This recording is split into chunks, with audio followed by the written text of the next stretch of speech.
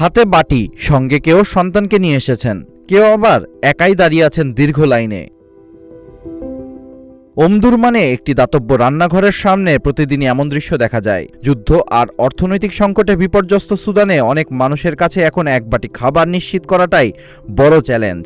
স্থানীয়ভাবে তাকিয়া নামে পরিচিত এই রান্নাঘরটি তাদের জন্য তাই গুরুত্বপূর্ণ এক আশ্রয়।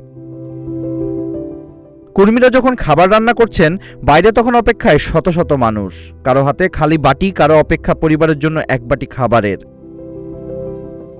যুদ্ধ শুরুর পর থেকে বাস্তুচ্যুত মানুষের পাশে দাঁড়ানোর চেষ্টা করছে এই দাতব্য প্রতিষ্ঠান। বিভিন্ন শহর ও অঞ্চলে এক বাটি খাবার পৌঁছে দেওয়ার পাশাপাশি হাসপাতালেও সহায়তা করছে তারা।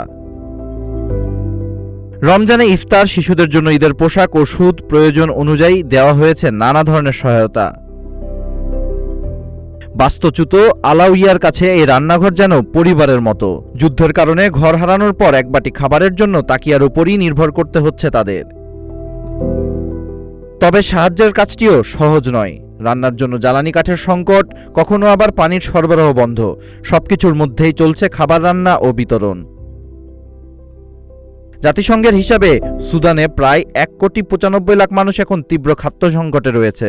যুদ্ধের কারণে ঘরছাড়া হয়েছেন প্রায় 1,20,00,000 মানুষ।